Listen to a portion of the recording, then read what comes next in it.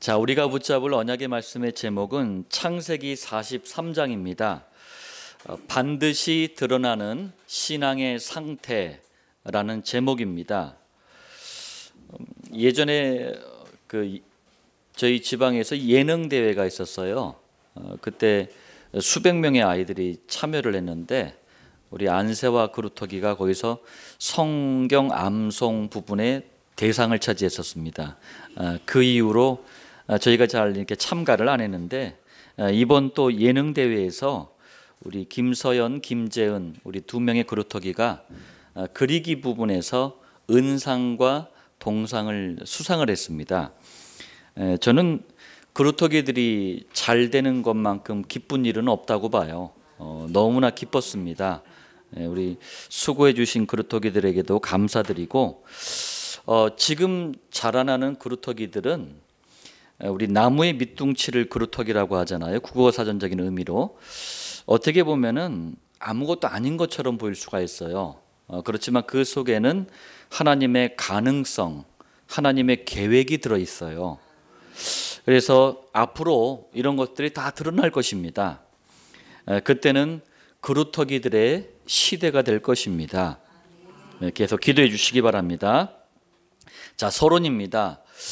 복음과 종교, 여러분들 이거는 완전히 다른 것입니다. 아직도 많은 교회들 또 교인들이 이 부분을 혼동을 하고 있어요. 같은 건 줄 알고 있어요. 완전히 다른 겁니다. 첫 번째입니다. 종교는요, 개인의 노력, 열심, 최선, 방법, 수행, 고행 뭐 등등등 이런 것들을 강조를 해요.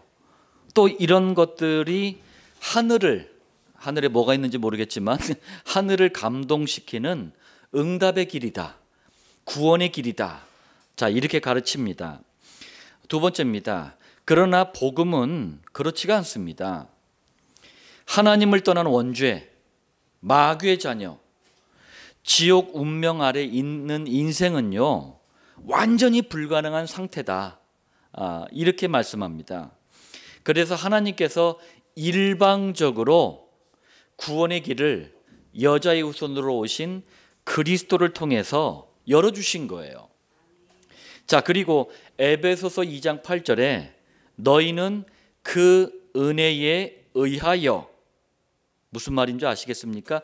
인간의 방법이 없기 때문에 구원의 길을 낼 수 있는 인간의 방법이 없기 때문에 그 은혜에 의하여 믿음으로 말미암아 구원을 받았으니, 믿음도 하나님이 폭발시켜 가면서 이것은 너희에게서 난 것이 아니요 하나님의 선물이라, 구원이라는 선물을 우리에게 안겨주신 거예요.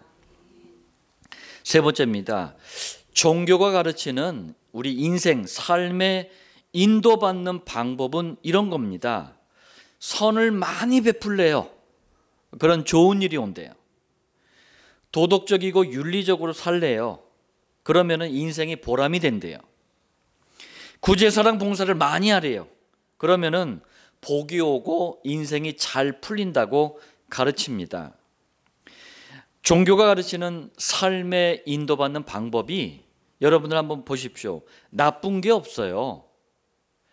모두가 이렇게 박수 칠 만한 그런 일들입니다.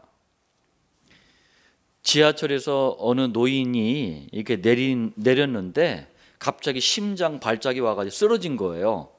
호흡 곤란이 오고 막 쓰러진 거예요. 이때 마침 퇴근하던 병원 간호사가 그걸 보고 가가지고 이제 심장 이렇게 인공호흡을 하면서 살려준 거예요. 얼마나 칭찬받고 얼마나 박수 받을 만한 일입니까? 자, 네 번째입니다. 그러나 복음이 말씀하는 삶에 인도받는 방법은 종교와 완전히 다릅니다. 이사야서 64장 6절에 우리는 다 부정한 자 같아서 우리의 의는, 인간이 가진 의로움을 얘기하는 거죠, 다 더러운 옷 같으며. 자, 여러분들, 선행 자체가 나쁘다는 말이 아니에요. 도덕과 윤리가 틀렸다는 말이 아닙니다. 구제사랑 봉사가 필요 없다는 말이 아니에요. 그리고 이런 것은요, 사람이라면 누구나 당연히 해야 할 일, 곧 인간이 가져야 할 상식이에요. 그러나 복음은 이런 상식을 가르치는 종교가 아니라는 말씀입니다. 상식으로도 해결할 수 없는 인간의 문제가 있다는 얘기예요. 뭡니까? 인간은 원죄 아래에 있는 죄인이에요. 마귀의 자녀예요. 지옥 가야 될 운명을 가지고 있어요. 그렇기 때문에 참된 선을 행한다는 자체가 불가능하다는 얘기예요. 자, 그래서 복음은 마태복음 4장 19절 이 원리를 말씀하는 거예요. 나를 따라오라. 이게 무슨 말씀이에요? 원죄, 사단, 지옥, 여기에서 먼저 빠져나와라. 그 길이 그리스도 복음이다. 이것부터 먼저 해라. 그 말씀이에요. 그리고 나서 선행, 그리고 나서 구제, 사랑, 봉사. 뭐 그거 꼭 안 해도 돼요. 왜? 이건 상식이잖아요. 뭐 이거 했다고 뭐 칭찬받을 일은 아닙니다. 상식이니까. 자, 그리고 나서 내가 너희를, 종교처럼 내가 뭘 해야 되는 게 아닙니다. 내 안에 계신 주님이 하시는 거예요. 완전히 다르다니까요, 복음과 종교는. 자, 그리고 결과가 뭡니까? 사람을 낚는 어부가 되라가 아닙니다. 되리라, 되게 하리라. 이게 복음이에요. 그리스도를 따라가면 그리스도께서 우리를 인도하셔서 하나님의 적정한 시간표에 맞게 우리를 귀하게 쓰시는 거예요. 우리가 지금 특히 이 창세기 말씀을 보고 있는데, 창세기에서도 계속 이거 설명하는 겁니다. 복음이 뭐냐? 또 반대로 종교는 어떤 거냐? 그거 설명하는 거예요. 여러분들 이제 보면서 이렇게 쭉 생각하셨지만 아브라함, 이삭, 야곱, 이 한 분 한 분 인생을 딱 들여다보니까 우리랑 별로 다를 게 없어. 옛날에는 뭐 대단한 건 줄 알았어요. 그런데 이분들 인도하실 때 한번 보세요. 하나님이 어떻게 인도하셨는지. 믿음의 조상인데 못 알아먹어. 그러니까 하나님이 막 꿀밤 때려가면서 강제로 끌어간 게 아니에요. 복음의 비밀과 축복, 원리를 깨달을 때까지 기다려 주셔요. 저는 보면서 막 우라통이 터지던데 기다려 주셔. 그리고 계속 기회를 주셔요.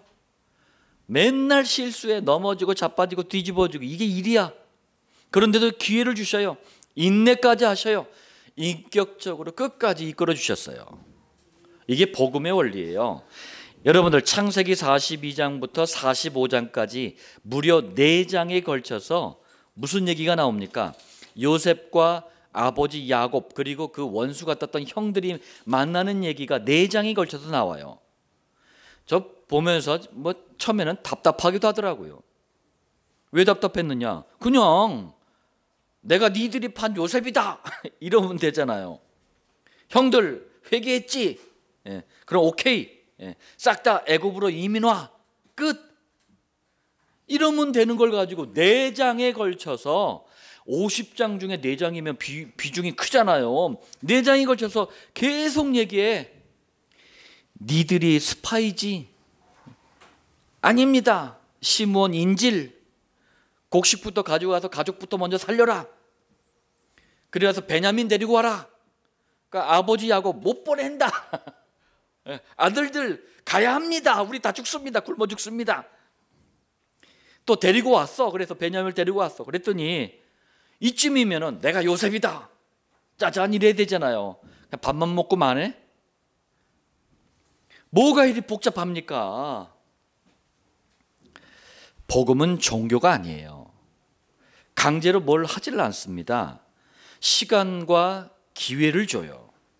그리고 이런 과정을 통해서 복음을 깨닫고 체험할 때까지 이걸 시간과 기회를 주는 거예요. 그러면 어떻게 되느냐? 흔들리지 않는 하나님께서 귀하게 쓰시는 일꾼으로 서게 되는 거예요. 자, 여러분들 서론의 말씀을 꼭 기억하시면서 오늘 본론을 좀 보겠습니다. 첫 번째예요. 드러나는 형들의 신앙의 상태를 보겠습니다.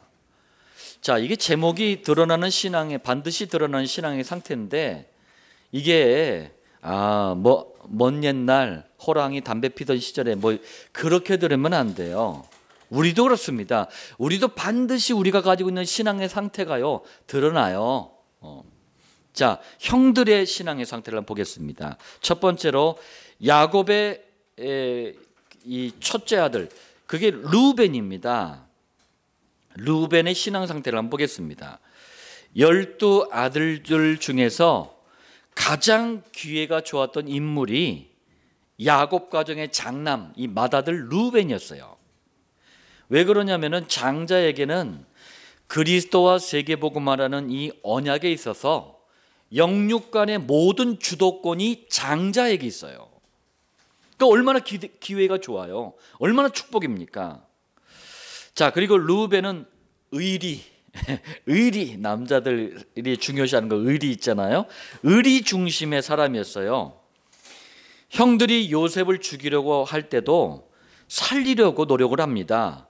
창세기 37장 21절에 르우벤이 요셉을 그들의 손에서 구원하려 하여 이르되 우리가 그의 생명은 해치지 말자. 이런 말이 언약 때문에 나왔으면 참 감사할 텐데 의리 때문에 나온 말이에요. 또 르우벤은요, 복음보다는 자기 감정을 잘 따라가는 사람이었어요. 너무 감상적이고 감정적이야. 애굽에 곡물을 사러 갔다가 오히려 스파이로 누명을 쓰잖아요. 그리고 둘째 시몬은 인질로 잡히고, 이런 상태에서 다시 가나안 땅 아버지 야곱에로 돌아왔더니 아버지가 어마어마하게 근심을 하는 거예요. 그때 르우벤이 한 말입니다. 42장 37절, 르우벤이 그의 아버지에게 말하여 이르되 내가 그를 아버지께로 데리고 오지 아니하거든 내 두 아들을 죽이소서. 베냐민 데리고 가서 시몬 데리고 같이 다 데리고 오겠습니다. 그렇지 않으면은 내 두 아들, 자기가 난 두 아들 죽여주세요. 막 그런 얘기를 한 거예요. 대강 들으면은 앞장서서 르우벤이 장남이니까 희생하겠다는 얘기구나. 근데 아니에요. 자기 감정을 절제하지 못해서 한 말이에요, 그냥. 그리고 자기 아들을 죽이다니, 이건 너무 살벌한 얘기 아닙니까? 또 장차 르우벤을 포함한 야곱의 12명의 아들들은 뭘 이루어야 됩니까? 12지파를 이루어야 돼요. 그리고 이스라엘 민족을 이루어가지고 그리스도 이 복음을 민족적인 차원에서 전달해야 되는데 아들이 죽으면 어떻게 되는 겁니까? 언약과 상관없는 말이었던 거예요. 자, 무슨 말이냐?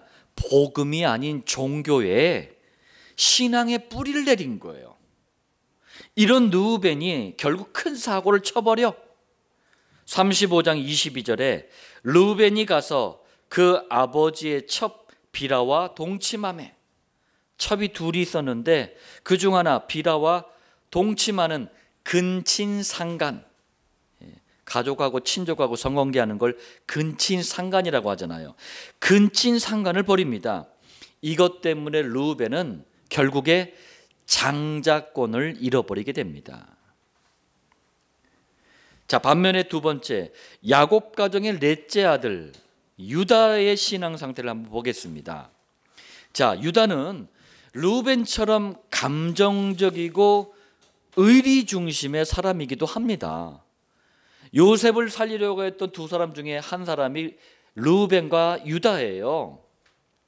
자, 그런데 반대로 복음에서 나오는 아주 객관적인 판단, 결정, 선택을 할 줄 아는 사람이었어요. 나쁘지 않아요. 대표적인 사건이 며느리 다말하고의 사건입니다. 다말에게 계대결혼법을 따라서 우리 지난주에 말씀드렸죠. 아들을 주지 않았잖아요, 유다가. 그러니까 다말이 시아버지인 유다에게 창녀로 가장해가지고 동침을 하고 아들을 낳습니다. 여러분들, 이런 사건은 뭐 지금도 그렇고 옛날도 그렇고 있을 수 없는 심각한 사건이에요. 그런데 며느리 다말이 왜 이런 행동을 했는지 유다가 들은 거예요. 아, 언약 때문에 그랬구나. 이걸 딱 안 다음에는 곧바로 인정을 해버려요. 38장 26절, 유다가 이르되 그는 나보다 옳도다. 이렇게 인정을 할 줄 알아요. 예. 자, 그리고 유다는 그리스도와 세계복음화라는 언약 중심의 사람이었어요. 가나안 땅에 흉년이 또 들이닥친 거예요. 그러니까 애굽에 곡물이 있다는 소문을 듣고 전부 이제 곡물 사러 갔는데 요셉의 거짓말 때문에 야곱 가정은 그야말로 난리가 나버린 거예요. 그리고 요셉이 이제 좀 넉넉하게 곡물도 챙겨줬는데 그 시몬이 인질로 있는 애굽에 빨랑 안 갔어. 그 있는 곡물도 다 먹어버린 거예요. 근데 갈 수가 없네. 또 요셉이 조건을 내걸었잖아요. 야, 베냐민 데리고 와. 함부로 갈 수가 없는 거예요. 야곱이 자꾸 베냐민을 안 놔주려고 그래. 내가 옛날에 요셉까지 잃었는데 베냐민까지 잃으면 어떡하냐 이러면서 안 놔줘. 그러니까 이때 유다가 한 말입니다. 그게 43장 8절이에요. 유다가 그의 아버지 이스라엘에게 이르되 우리와 아버지와 우리 어린아이들이 다 살고 죽지 아니하리이다. 자, 이게 무슨 말이냐면요, 지금 베냐민을 데리고 와서 내가 시몬 다 데리고 오겠습니다. 그리고 베냐민을 데리고 가야지만 다 살 수 있는 겁니다. 여러분들, 이 말을 대강 들으면은 베냐민을 죽여서라도 나머지 가족을 살리려고 하는 아주 좀 냉정한 말이구나, 이렇게 들릴 수가 있어요. 그게 아닙니다. 유다가 이 말의 의미가 뭐냐면은 야곱 가족은 장차 12지파와 이스라엘 민족을 이뤄야 됩니다. 그리고 그리스도의 혈통을 이어가야 할 언약의 백성들입니다. 이런 일로 절대로 죽을 수 없습니다. 이런 말이에요. 유다는 언약 성취를 위해서라면요, 그리고 나 자신 하나 정도는 희생할 수 있다, 이런 결단의 사람이에요. 나만 살자고 하는 말이 아닙니다. 베냐민을 걱정하는 아버지 야곱에게 그냥 말로만 애굽에 가서 내가 이거 싹 다 교통정리하고 돌아올게요, 이렇게 말한 게 아닙니다. 정말 죽을 희생을 각오한 말이에요. 43장 9절도 보세요. 내가 만일 그를 아버지께 데려다가 아버지 앞에 두지 아니하면 내가 영원히 죄를 지리이다. 이게 무슨 말이냐면 언약의 성취를 위해서라면 어떤 대가라도 달게 받겠습니다, 그 말입니다. 이게 유다예요. 자, 복음의 뿌리를 내린 유다는 결국 루벤이 가졌던 장자권을 유다 자신이 갖게 돼요. 그리고 먼 훗날 유다의 혈통을 따라서 그리스도께서 사람의 아들로 이 땅에 오십니다. 정리하자면은 여러분들, 내가 복음의 사람인가, 내가 종교의 사람인가, 평상시에는 잘 안 드러나. 다 그냥 뭐 할렐루야 아멘 하니까 믿음 좋아 보여요. 그렇지만 문제, 위기, 어려움 앞에 딱 서잖아요. 그럼 반드시 그 사람이 가진 신앙의 상태는 드러나게 돼 있어요. 본론 두 번째입니다. 드러나는 야곱의 신앙 상태입니다. 자, 첫 번째예요. 야곱의 인생 절반, 우리 이제 쭉 봐왔잖아요. 어떤 인생이었느냐? 종교의 뿌리 체질 각인된 인생이었어요. 그래가지고 하지 않아도 될 고생을 진짜 죽어라 했슈, 너무 많이 했어. 여러분들, 야곱이 어떤 사람입니까? 하나님의 주권과 은혜로 엄마 뱃속에 있을 때부터 그리스도와 세계복음화를 위해서 선택된 언약의 사람이 야곱이었어요. 창세기 25장 23절에 이 족속이 저 족속보다 강하겠고 큰 자가 어린 자를 섬기리라. 쌍둥이로 태어난 야곱은 형인 에서를 제치고 언약을 위해서 하나님께서 여호와께서 직접 선택한 언약의 사람이에요. 그럼 어떻게 하면 돼요? 그냥 가만히 있으면 돼. 가만히 인도만 잘 받으면은 아무 무리가 없는 인생이 야곱의 인생이었던 거예요. 그런데 난리를 치고 다니네. 난리를 쳐버려. 종교의 뿌리 체질을 각인된 인생은 어쩔 수가 없어요. 제가 현장에서 만난 교인들 중에 이런 분들 많아요. 난리를 치고 다녀. 제 눈에는 뭘로 보이느냐? 지금 잘못된 신앙의 뿌리 때문에 고생하고 있구나 이렇게 보여요. 근데 본인은 몰라. 그리고 주변에서도 영적인 부분을 모르는 교인들은 아유 저 사람 너무 충성하고 헌신하고 열심히 한대. 저한테는 심각한 환자처럼 보이는데 25장 29절에서 34절에 분명히 동생으로 태어났지만 하나님은요 장자의 명분을 주실 거란 말이에요. 그냥 가만히 있으면 돼. 그런데 형 에서에게 팥죽 한 그릇으로 장자의 명분을 빼앗아 오질 않나. 창세기 27장에는요 여기에 또 어머니가 또 가세를 해. 리브가가 공모를 해요. 공모가 뭡니까? 불법적인 일을 벌이기로 이제 둘 이상이 서로 이제 모의하는 걸 공모라 그래요. 공모를 해서 아버지 이삭을 속입니다. 장남에게 해주는 축복 기도를 가로채질 않나. 보니까 잠시도 가만히 있지를 못하고 난리를 치고 다니는 거예요. 저도 가만히 생각해 보니까 그랬어. 우리가 복음 알기 전에는요 내 인생은 나의 것 이러면서 막 노력, 열심, 최선 하면서 막 주구장창 이러고 살았던 것 같아. 오히려 복음 듣고 나니까요 뭐랄까 너무 내가 이래도 되나 싶을 만큼 제가 가만히 있어. 복음 전하고 복음 깨닫고 누리는 외에는 그냥 가만히 있어. 그래도 여기저기서 알아서 하나님은 일을 이게 진행해 가시더라고요. 예, 누리시길 바랍니다. 목사님 그래도 말이에요 세상이 이렇게 빨리 돌아가는데 아직 덜 돼서 그래. 아직 종교가 덜 뽑아져 나가서 그래. 예, 인도를 잘 받으시길 바랍니다. 두 번째입니다. 종교의 뿌리 체질 각인된 이 야곱의 인생은요 그야말로 꼬일 대로 꼬여버려. 형 에서의 복수의 칼날을 피해서, 이것도 본인이 자초한 거 아닙니까? 외삼촌 라반의 집으로 도망을 갔는데 또 외삼촌 때문에 엄청난 고생을 합니다. 외삼촌 라반 이 인간은 뛰는 놈 위에 나는 놈이었어요. 잔머리의 대가, 잔머리의 황제였어요. 이 야곱이 맨날 속는 인생밖에 안 됩니다. 죽을 고생을 하다가 다시 돌아오게 돼요. 그래서 언약이 있는 땅 베델로 바로 가야 되는데 세겜 땅에 갑자기 머뭇거리면서 머물러 버리네. 이때 벌어진 일 아시잖아요. 딸 디나가 강간을 당해. 그러니까 이 형들이 또 그냥 다혈질인 형들이 복수하겠다고 가가지고 세겜 땅 사람들을 살육을 해버리네. 이 일 때문에 전쟁이 벌어질 위기 앞에 야곱의 인생이 서게 됩니다. 보세요. 난리를 치고 돌아다니는데 이 인생이 더 꼬여버려. 세 번째입니다. 이렇게 어쩔 수 없는 상황에 떠밀려 가지고 너무 감사해.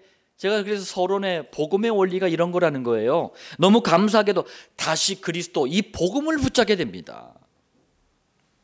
무슨 말이냐? 창세기 3장에서 시작된 원죄, 사단, 지옥, 이 문제 때문에 인간과 하나님은 도저히 만날래야 만날 수 없을 만큼 완전히 멀어졌다.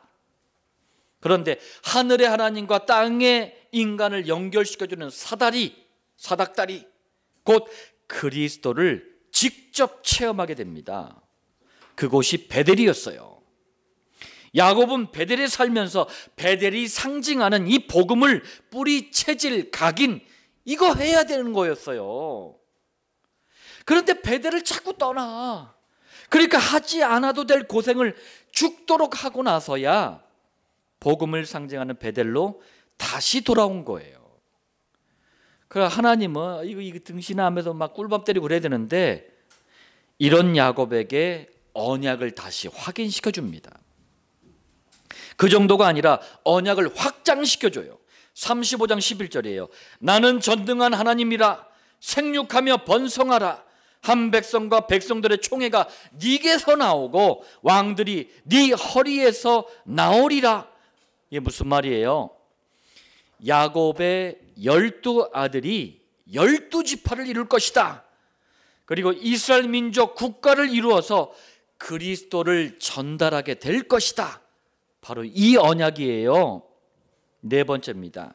그런데 이 언약을 받고 이게 쭉 살아가는데 노년에 또 문제, 위기, 어려움이 들이닥친 거예요. 이게 인생입니다. 자, 전 세계적인 흉년이 찾아왔는데 야곱과 가족이 사는 가나안 땅에도 심각한 흉년이 찾아온 거예요. 그래서 소문을 듣고 야곱의 아들들이 곡물을 사러 애굽에 내려갔는데 애굽의 총리 누군지 아시잖아요. 요셉이 둘째 아들 시몬을 인질로 잡은 거예요. 베냐민 데리고 와야지 풀어준다 이렇게 얘기하는 거예요. 그러니까 이런 사건이 터지자 야곱의 그 평생에 뿌리 내렸던 그 종교가 또 갑자기 툭 튀어나오네. 과거의 야곱으로 또 돌아가려고 하네. 문제, 위기, 어려움이 올 때마다 염려, 근심, 걱정하던, 그러면서 잔머리, 잔꾀를 굴렸던 야곱으로 또 막 돌아가려고 그래요. 그런데 이번에는 좀 빨랐어. 복음으로 돌아가는 속도가 가장 빨랐어요. 야곱의 인생을 보니까 제일 빨랐어. 그 증거가 뭔지 아세요? 야곱 이름을 창세기 42장, 우리 오늘 본문 보기 전까지는 그냥 아버지 야곱 이랬어요. 그런데 43장, 오늘 본문이 들어있는 43장에 와서는 이스라엘 이렇게 이름을 바꿉니다. 한번 보세요. 이름이 바뀌어 있어요. 자, 이게 무슨 말이냐면은 야곱이 가지고 있던 종교라는 뿌리 체질 각인된 것을 언제 하나님은 깨트리십니까? 창세기 32장 야뽕나루에서 하나님은 이걸 꺾어버려요. 그리고 받은 이름이 이스라엘입니다. 평생이 가지고 있던 그 고집, 그걸 꺾어버린 이름이 이스라엘이에요. 요셉의 거짓말 때문에 벌어진 사건 앞에서 과거의 야곱처럼 이게 자꾸 돌아가려고 헷갈리다가 정신을 차린 거예요. 내가 누구냐? 나에게 주신 12 아들은 12지파와 이스라엘 민족을 이룰 사람들 아니냐? 이렇게 깨달으니까 갑자기 성경은 잽싸게 야곱의 이름을 이스라엘로 바꿔주셨어요. 자, 이스라엘은 염려, 근심, 걱정을 내려놓고 이렇게 말합니다. 43장 14절이에요. 전능하신 하나님께서 그 사람 앞에서 너희에게 은혜를 베푸사 그 사람으로 너희 다른 형제와 베냐민을 돌려보내게 하시기를 원하노라. 내가 자식을 잃게 되면 이르리로다. 완전히 바뀐 거예요. 결단을 한 거예요. 그런데 야곱의 이 결단이 훗날 이 12 아들을 통해서 12지파를 형성하게 되는 시작이 됩니다. 이때 야곱이 고집 피우고 안 해줬어 봐요. 내 눈에 그 흙이 들어가도 안 된다 이랬어 봐요. 또 이스라엘 민족 국가를 이루는 출발이 되는 결단이 돼버려요. 자, 정리하겠습니다. 내가 복음의 사람인가 내가 종교의 사람인가 평상시에는 잘 모른다니까요. 문제, 어려움, 위기 앞에 서면은 반드시 내가 가진 신앙의 상태는 드러나게 돼 있어요. 본론 세 번째입니다. 드러나는 요셉의 신앙 상태입니다. 자, 요셉은요, 첫 번째입니다. 어려서부터, 이게 중요해. 어려서부터 더 빨라야 돼요. 태중에서부터 더 빨라야 돼요. 결혼하기 전부터. 자, 요셉은 어려서부터 그리스도와 세계복음화에 대해서 꿈을 꿀 정도로 그리스도 이 복음을 뿌리 체질 각인시킨 사람이에요. 창세기 37장 7절 우리가 밭에서 곡식단을 묶더니 내 단은 일어서고 당신들의 단은 내 단을 둘러서서 절하더이다. 이걸 언약으로 붙잡았어요. 훗날 성취가 됩니다. 42장 6절 때에 요셉이 나라의 총리로서, 나라의 총리가 딱 되죠. 애굽의 총리가 형들이 왔어요. 요셉의 형들이 와서 그 앞에서 땅에 엎드려 절하매. 이렇게 성취가 된 거예요. 37장 9절 두 번째 언약이에요. 꿈을 꾼즉 해와 달과 11별이 내게 절하더이다. 이 언약도 성취가 됩니다. 41장 57절 각국 백성도 양식을 사려고 애굽으로 들어와 요셉에게 이르렀으니. 애굽의 총리였잖아요. 7년 동안 풍년일 때 너무 이 곡물 관리를 잘해가지고 전 세계 소문이 난 거예요. 흉년 때문에 고통하는 전 세계 소문이 난 거예요. 그래서 총리인 애굽의 총리인 요셉을 만나려고 전부 몰려든 거예요. 이때 곡물 장사하면서 애굽과 전 세계를 복음으로 살리는 기회를 잡습니다. 자, 그리고 요셉은요 이 언약을 그냥 어쩌다가 막 이렇게 막 한 게 아니고 항상 기억을 하고 있었어요. 그 증거가 10명의 형들이 애굽에 곡물을 사러 왔을 때 이때가 정확하게 계산해 보니까 22년 지난 거예요. 여러분들, 저는요 하루에 있었던 일도 다 기억을 못합니다. 22년 전에 있었던 이 언약을 기억하고 있었어요. 42장 9절 요셉이 그들에게 대하여 꾼 꿈을 생각하고. 앞에서 말했던 그 두 가지 언약을 얘기하는 거예요. 자, 두 번째입니다. 요셉은 문제나 위기, 어려움 앞에 서면은요 더욱더 복음 속으로 들어가 버리네. 여러분들도 이런 사람들 되시길 바랍니다. 보세요. 형들 때문에 이 살고 죽는 거, 이 생사마저도 허락을 받아야 되는 사람이 노예입니다. 주인의 허락을 받아야 돼. 마음대로 죽을 수도 없어. 자, 그때 39장 2절로 5절이에요. 여호와께서 요셉과 함께 하심으로. 무슨 말이에요? 노예 현장을 복음을 누리는 현장으로 완전히 바꿔버린 거예요. 이번엔 억울하게 누명을 쓰고 평생 감옥에서 살다가 죽어야 되는 상황이 벌어져 버렸네. 더 나빠진 거예요. 그런데 요셉은 더 복음 속으로 들어갔어요. 그 증거가 창세기 39장 21절에서 23절입니다. 여호와께서 요셉과 함께 하시고. 감옥 현장도 복음을 누리는 현장으로 완전히 바꿔버린 거예요. 자, 세 번째입니다. 이번에는 정말 왼수야, 왼수. 왼수 같은 형들을 흉년이라는 문제, 위기, 어려움 속에서 만나게 됩니다.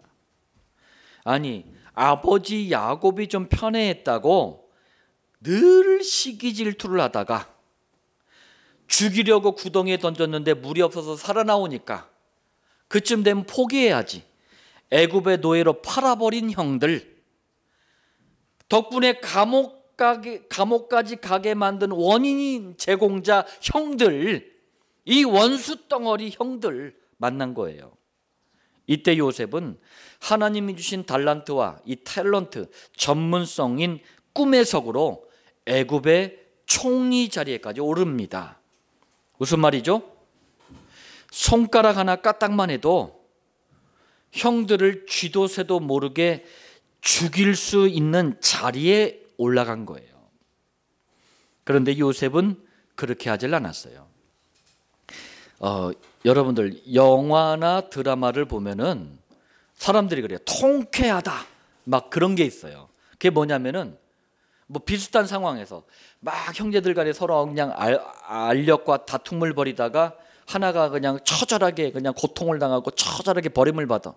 근데 나중에 와신상담 해가지고 딱 성공해. 그래가지고 막 짓밟아 버려. 용서가 없어. 짓밟아 버려. 그리고 우리는 아우 통쾌하다 막 그래. 이건 복음 정신이 아니에요. 이건 복음의 원리가 아닙니다. 일단 요셉이 이 가졌던 이 언약이요, 결정적인 순간에는 굉장한 지혜와 복음 정신으로 나타납니다. 형들에게 누명을 딱 씌워 그리고 3일 동안 감옥에 가둡니다. 왜? 요셉 자신뿐만 아니라 형들에게도 생각할 수 있는 시간과 기회를 준 거예요. 그리고 요셉이요, 차근차근 어렸을 때부터 가지고 있는 언약 앞에서, 이게 중요해요. 언약 앞에서 이 사건을 생각을 합니다. 하나님이 12지파와 이스라엘 민족을 이루기 위해서 이 사건을 벌이신 거구나. 왜요? 증조 할아버지 아브라함에게 주셨던 횃불 언약, 아버지 야곱에게 주셨던 베델 언약, 요셉은요 확실하게 알고 있었던 사람이에요. 그러니까 언약 앞에서 지금 벌어진 사건을 딱 생각하니까 이 결론이 나오는 거예요. 내가 그렇다면 이 언약을 성취하는 그 시작, 출발점에 내가 서 있구나. 내 시간표구나. 여러분들 이런 지혜를, 이런 복음 정신을 좀 누리시길 바랍니다. 예. 이게 문제, 사건, 위기 앞에서 자꾸 인간적인 생각, 계산, 판단 뭐 하잖아요. 답이 안 나와요. 자, 그래서 복음을 주신 하나님이 우리에게 복음을 깨닫게 하는 방법, 제가 서론에 말씀드렸잖아요. 이 방법대로 요셉이 한 거예요. 형들에게 먼저 사람을 살리는 거짓말까지 해가면서, 좀 복잡할 수도 있지만 자꾸 거짓말을 해가면서 형들이 깨달아 알아가도록 차근차근 일을 진행한 거예요. 그러니까 복음이 이만큼 체질이 된 거예요. 더 중요한 것은 언약을 위해서라면 의리나 감정도 다스릴 줄 알았던 언약 중심의 사람이었어요. 여러분들 생각해 보세요. 22년 만에 너무나 보고 싶었던 친동생 베냐민을 만났단 말이에요. 그 얼마나 이 만감이 교차하고 얼마나 감격입니까? 그래서 처음엔 그랬어. 43장 30절, 요셉이 아우를 사랑하는 마음이 복받쳐 급히 울 곳을 찾아 안방으로 들어가서 울고, 이때는 요셉이 자기를 드러내면 안 돼. 그런데 너무 22년 만에 그 보고 싶었던 친동생을 만났단 말이에요. 그러니까 자리를 피해. 그래서 울어. 31절, 얼굴을 씻고 나와서 아무 일 없었다는 듯이 그 정을 억제하고 하나님이 주시는 시간표를 만났어요. 그리고 하나님이 주시는 일을 자꾸 이제 이어나가야 돼. 그러면 어떻게 해야 돼요? 감정이나 의리마저도 절제한 거예요. 언약 성취를 위해서 이렇게 했던 거예요. 이게 요셉이었습니다. 자, 정리하자면 다시 한번 말씀드립니다. 내가 복음의 사람인가 종교의 사람인가? 평상시는 모른다니까요. 문제, 위기, 어려움 앞에 서면은 반드시 내가 가진 신앙의 상태는 드러나게 돼 있어요. 자, 결론입니다. 요셉은요, 평상시에, 이게 중요해요. 평상시 계속 복음을 뿌리내리고 복음을 체질화하고 복음을 각인시켰던 거예요. 이게 중요해요. 이러다가 문제, 위기, 어려움을 만나니까 낙심, 좌절, 불신앙 일로 가지 않고 언약 성취를 위한 기회로 만들잖아요. 요셉처럼 평상시, 또 아니면은 문제, 위기, 어려움을 만났을 때 어느 때나 변함없는 신앙의 상태를 우리가 유지해야 되겠어요. 그래서 우리는 세 가지를 지속하는 겁니다. 이 세 가지를 지속할 때 이게 유지가 되는 거예요. 첫 번째, 그리스도를 뿌리 체질 각인시키는 가장 좋은 시간이 바로 그리스도만 선포되는 강단 말씀을 받는 예배예요. 내 안에 아직 종교가 너무 많다니까요. 이걸 자꾸 뿌리 뽑아야 돼요. 그리스도로 바꿔야 돼요. 이 시간이 강단 말씀을 받는 예배입니다. 제가 어떤 분에게 그랬어요. 지금 정상적인 교회라면 다 예배를 드린다. 그러나 다 똑같은 예배가 아니다. 그리스도가 빠진 예배가 있다. 그 예배는 더 이상 예배가 아니다. 그리스도만 선포되는 예배, 그 예배에 있다는 그 자체만으로도 복이다. 예. 자, 두 번째입니다. 이 그리스도를 내 것으로 개인화시키는 시간이 바로 정시기도예요.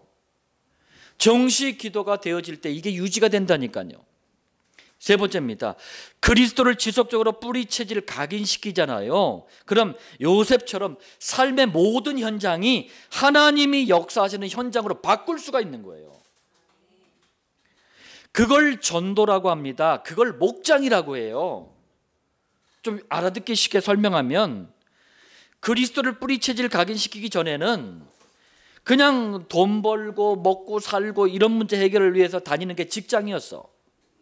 그런데 이게 되니까 전도의 현장, 목장 현장으로 바뀌는 거예요. 이 그리스도 이거 알기 전에는 그냥 공부해서 성공하는 게 다였어. 이게 학교야. 그런데 지금은 학원 복음화의 현장, 이 말이에요. 여러분들, 반드시 드러나는 신앙의 상태가 있습니다. 우리가 요셉과 야곱과 또 형들을 보면서 큰 갱신을 해야 될 줄 믿습니다. 이 말씀의 성취를 누리는 복된 한 주가 되시기를 예수님의 이름으로 축원드립니다.